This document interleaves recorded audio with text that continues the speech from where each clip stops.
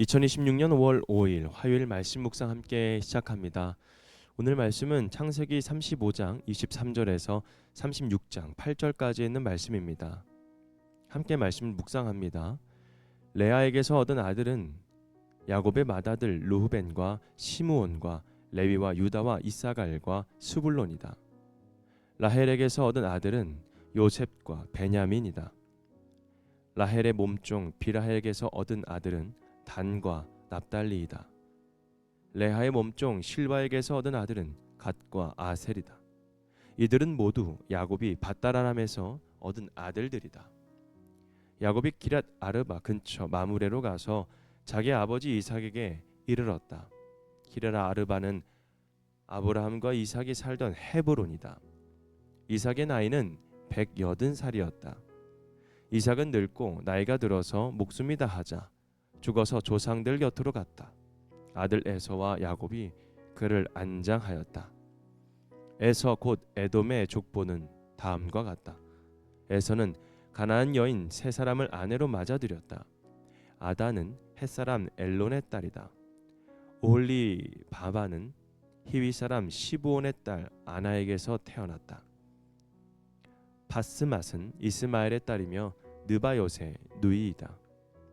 아다는 엘리바스를 낳고 바스맛은 루엘을 낳고 오홀리 바마는 여우스와 얄람과 고라를 낳았다. 이들은 에서의 아들인데 에서가 가나안 땅에서 얻은 아들들이다. 에서는 아내들과 아들들과 딸들과 자기 집의 모든 사람과 집짐승과 또 다른 모든 짐승과 가나안 땅에서 얻은 모든 재산을 이끌고 아우 야곱과는 좀 떨어진 다른 곳으로 갔다. 두 사람은 재산이 너무 많아서 함께 살 수 없었다. 그들은 특히 집짐승이 많아서 거기에서 그대로 살 수 없었다. 그래서 에서 곧 에돔은 세일산에 자리를 잡았다. 아멘. 약속의 계보를 잇는 사람들이라는 주제로 함께 말씀을 묵상하겠습니다.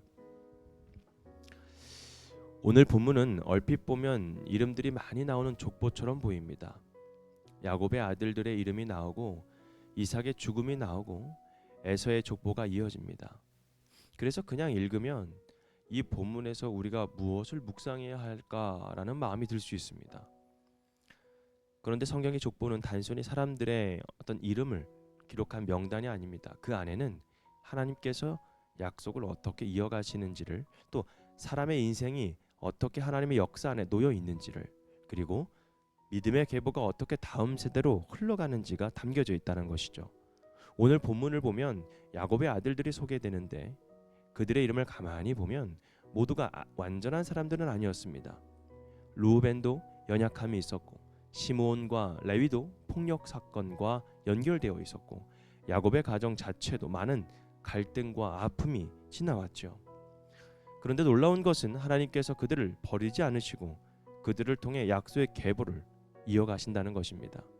그렇다면 오늘 우리는 이런 질문을 하게 됩니다. 하나님의 약속은 어떤 사람들을 통해서 이어지는지, 또 완벽한 사람들만 하나님의 계보 안에 쓰임을 받을 수 있는지, 우리처럼 좀 뭔가 부족하고 연약한 사람도 하나님의 약속 가운데에 설 수 있는지, 여러분 우리가 참 이 마지막 질문 가운데에 우리가 사실 희망과 소망을 갖고 있지 않습니까? 하나님은 부족한 사람, 연약한 사람도 하나님의 약속 가운데에 우리를 쓰신다라는 그 믿음 가운데 우리가 사실은 이 믿음의 여정들을 걸어가고 있습니다. 오늘 말씀을 통해서 이 질문들의 대답들 가운데 하나님의 말씀과 함께 은혜의 시간이 되어 나가기를 축복합니다. 먼저 하나님의 약속은 연약한 사람들을 통해서도 이어진다는 것입니다. 오늘 35장 23절에서 26절까지는 말씀은 야곱의 아들들의 이름을 기록합니다.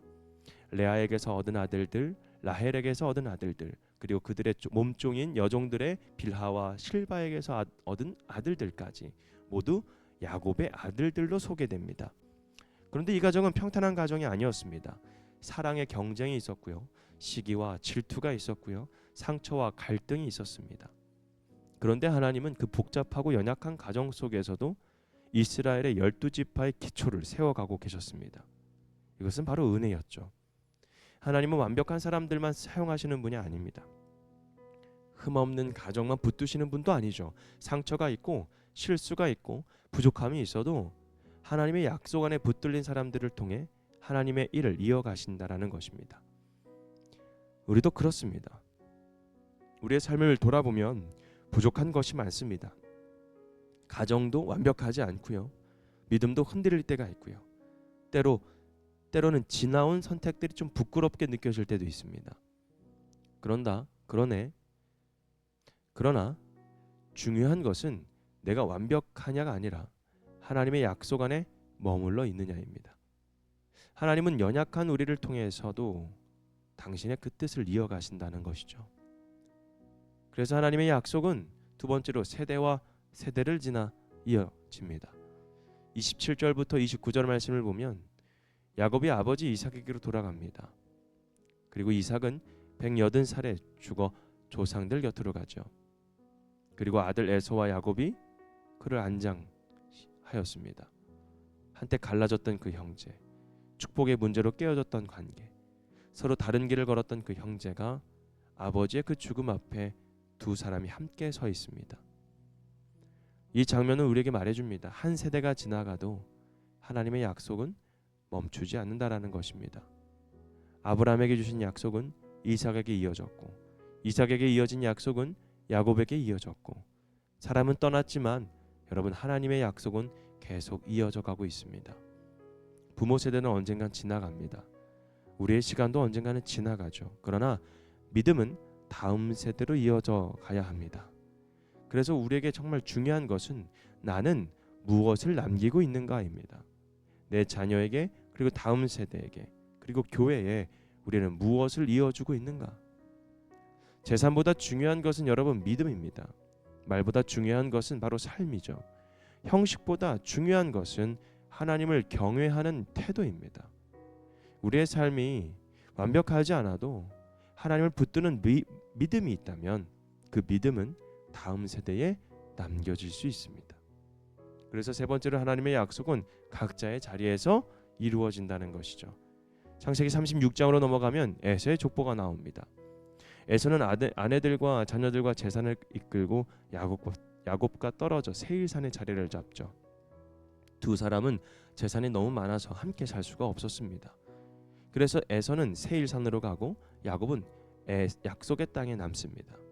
여기서 중요한 사실은 에서에게도 삶이 있었습니다. 자녀가 있었고 재산이 있었고 민족이 형성되었죠. 그러나 약속의 계보는 야곱을 통해 이어집니다.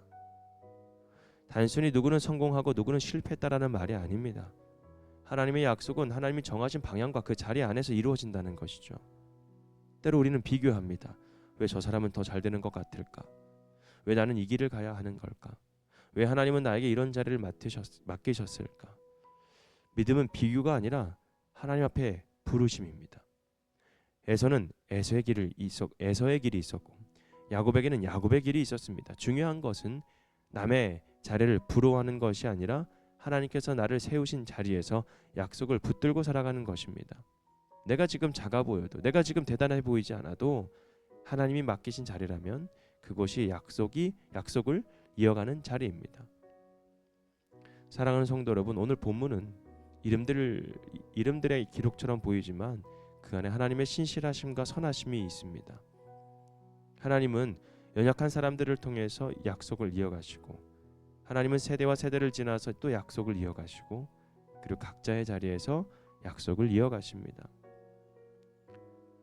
우리의 소망은 뭔가 내가 완벽하다는 데에 두면 안 됩니다. 바로 하나님이 신실하시다라는 데에 우리가 두어야 되는 것입니다. 나는 부족해도 하나님은 약속을 포기하지 않으신다라는 거죠. 나는 부족해도, 우리 가정이 연약해도 하나님의 은혜의 계보를 이어가실 수 있다라는 것입니다. 우리의 삶이 작아 보여도 하나님은 그 자리에서 믿음의 길을 걷게 하십니다. 우리가 붙들어야 될 말씀은 이것입니다. 하나님의 약속은 완벽한 사람을 통해서가 아니라 하나님의 은혜 안에 머무는 사람을 통해서 이어갑니다.